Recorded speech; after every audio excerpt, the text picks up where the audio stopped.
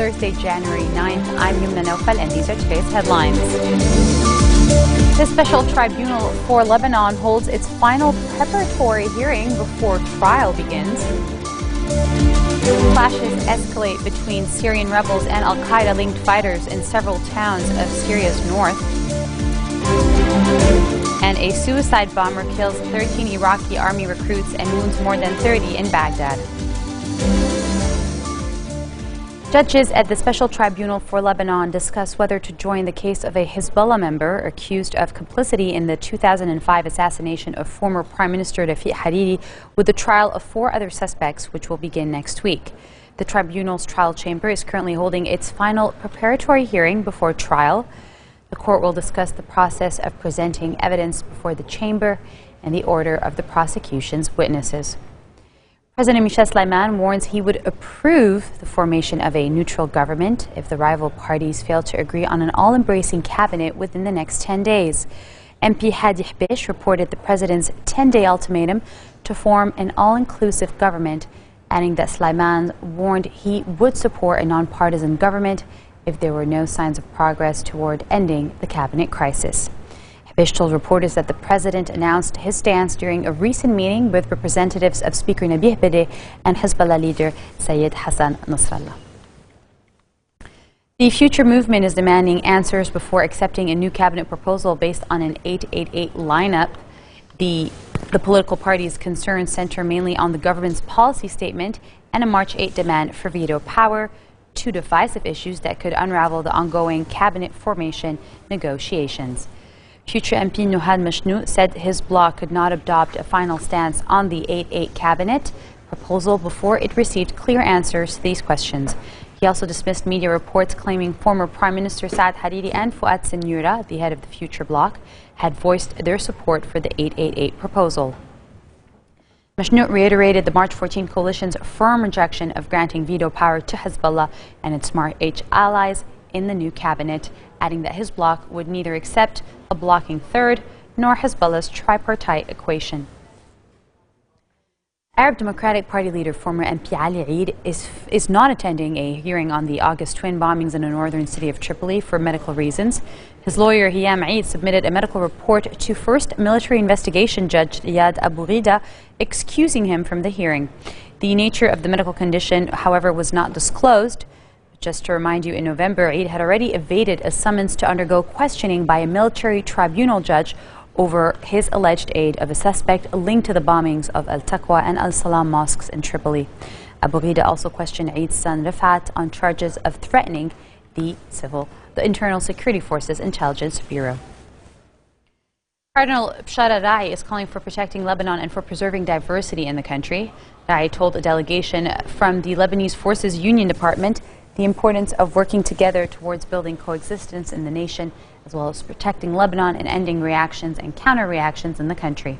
He added that Lebanon requires more fraternity and peace in what he calls the war of weapons, and that Lebanon's values lays in its diversity and not in unilateralism.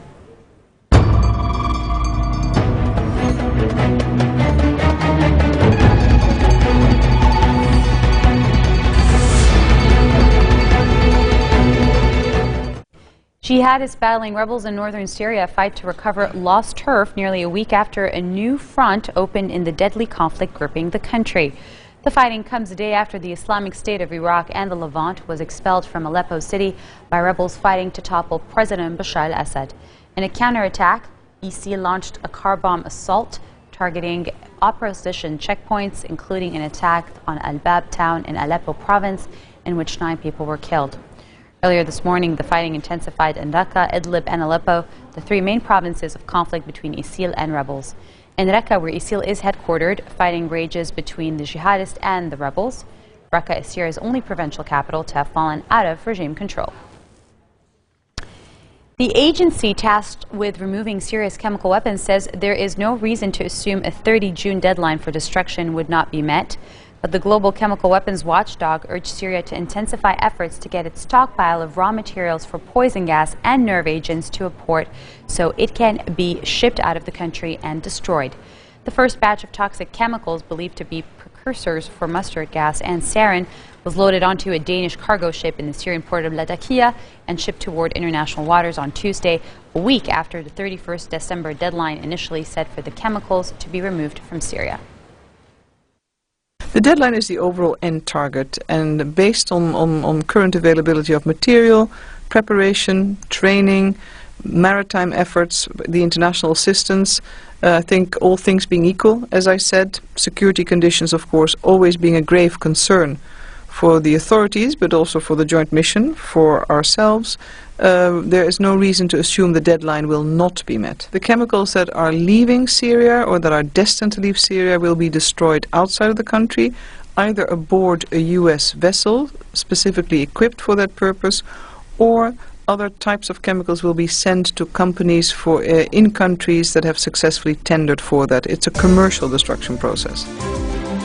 Coming up next, we take a look at the highlights of the People's Choice Awards. Stay with us.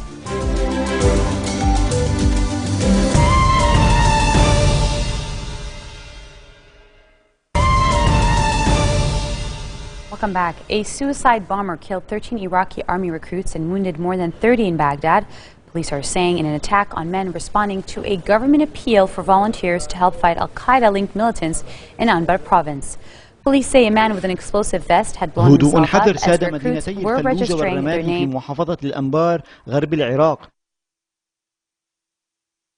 No group immediately claimed responsibility for the attack, which occurred a day after Prime Minister Nouri al-Maliki vowed to eradicate Al-Qaeda in Iraq. In a televised address on Wednesday, he predicted victory as his army prepared to launch an offensive against Sunni Islamist militants who have taken over parts of the city of Fallujah. Fighters from the Al-Qaeda-affiliated Islamic State of Iraq and the Levant, which is also active across the border in Syria, overran police stations in Fallujah and another city in Iraq's western Anbar province last week. Nuclear talks between Iran and the world powers are set to resume in Geneva on activating a landmark deal to curb Tehran's nuclear program. A two-day meeting that starts on Thursday between Abbas Araghchi, Iran's negotiator, and Helga Schmidt, representative of the P5+1 group of world powers, has been endorsed by Iran's foreign minister with optimism. Iranian Foreign Ministry spokeswoman Marzieh Afkham said the talks will focus on remaining issues pending a political decision before the deal goes into effect on January 20th, a date mooted by both sides. The U.S. State Department confirmed on Wednesday that U.S. Undersecretary of State for Political Affairs Wendy Sherman was also traveling to Geneva to attend the talks. Technical experts from Iran and the EU-chaired P5+1, comprising of the U.S., China, Russia, Britain, France, and Germany, held two sessions already in Geneva in mid and late December of last year as they seek to fine-tune a deal reached on November 24th. Israeli settlements watchdog Peace Now has urged the government to dismantle an illegal outpost in the West Bank after violent clashes in the area between Jewish settlers and Palestinians broke out. Israel must enforce the law and remove Eish Kodesh, an illegal West Bank settlement established in violation of Israeli law. Peace Now said in the letter to the government, a copy of which was sent to Agence France Presse on Wednesday. It said residents of the outpost in the northern West Bank near Nablus had repeatedly attacked neighboring Palestinians. Palestinians beat and detained around a dozen settlers from Eish Kodesh who had entered Kusra village south of Nablus. 10 released them after negotiating with Israeli soldiers. An Israeli airstrike wounded 2 Palestinian militants in the southern Gaza Strip, according to a medical and security source. 2 Palestinians were hit and injured by an Israeli drone while they were riding on a motorbike east of Khan Yunis.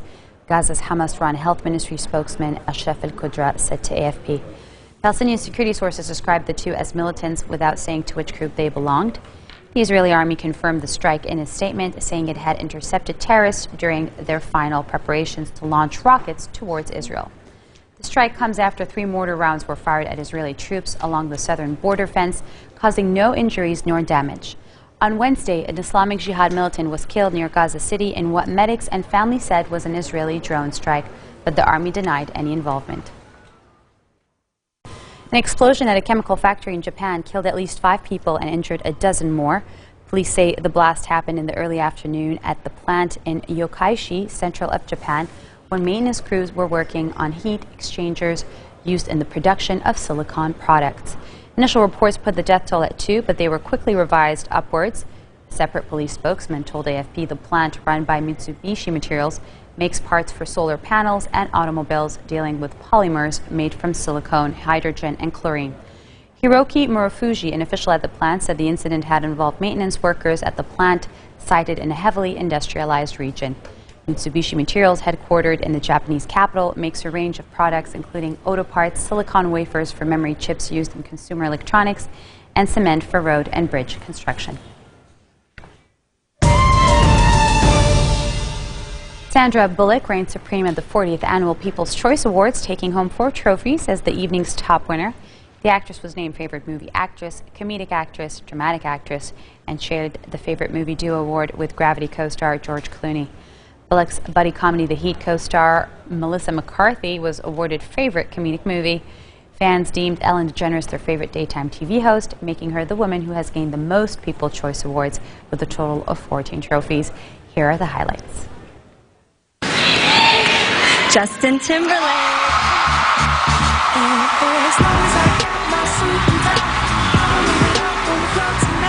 Justin Timberlake also wins Favorite Male Artist. I love it. And I'd like to thank my beautiful wife for teaching me patience and the little things like just putting the dishes in the dishwasher. It goes a long way. Fellas, you're welcome. Thank you. Have a good night. Honestly, I wanna see you be brave. Wanna see you. I just wanna see you. Just wanna see you. I wanna see you be brave. 14. This is incredible. I mean, really, as a young girl growing up in New Orleans, if anyone told me I was going to win 14 People's Choice Awards, I mean 12, yes, 13 maybe, but 14. Thanks, I love you too. And the People's Choice for Favorite Comedic Actor is...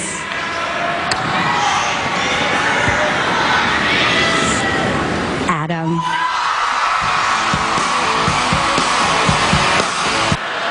My love for you is bigger than the blue elephant.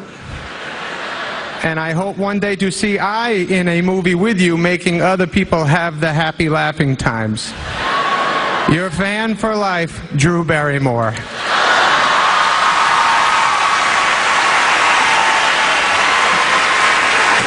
And the People's Choice for Favorite Network TV Drama is... Dun, dun, dun, dun. The Good Wife. Woo! Thank you so much. On behalf of our executive producers and our creators of the show, Robert and Michelle King, what a lovely honor. Okay, and the People's Choice Award for Favorite Comedic Movie goes to... On that note, we end our bulletin for today. Now for a reminder of our top stories.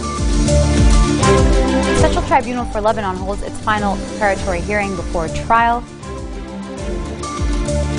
Clashes escalate between Syrian rebels and al-Qaeda-linked fighters in several towns of Syria's north. And a suicide bomber kills 13 Iraqi army recruits and wounds more than 30 in Baghdad. Those are your Thursday headlines live on Future Television in Beirut. I'm Nina Naufal, wishing you a good night.